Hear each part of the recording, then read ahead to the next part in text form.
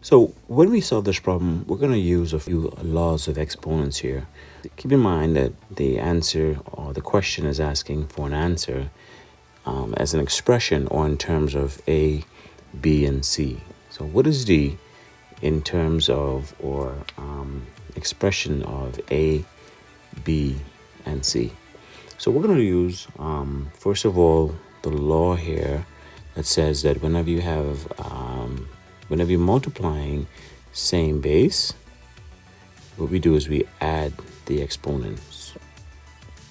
Okay, so in this case, 7a times 7b would equal to 7 to the power of a plus b.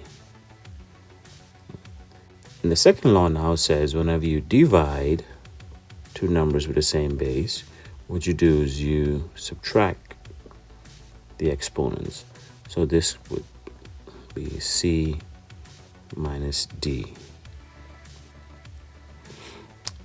So if we have two numbers now, one expression, this expression on the left hand side, this expression on the right hand side, with the same base, then the exponents then must be the same. So if that's the case, then we have A plus B is equal to C minus D. So now we want to find in terms of D. Now it's just a matter of solving the equation, solving it for D. And so now to solve it now, you would say you would add C. So you subtract C on both sides.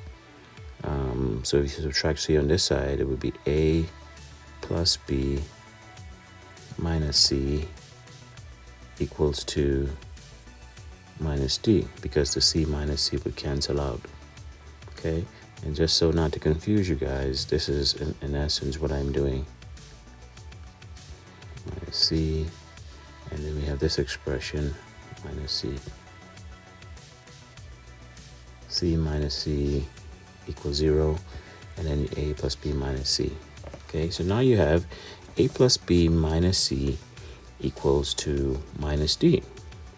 So now to convert this or change this from minus D to D, now what we're going to do is we're going to now multiply both sides by -1.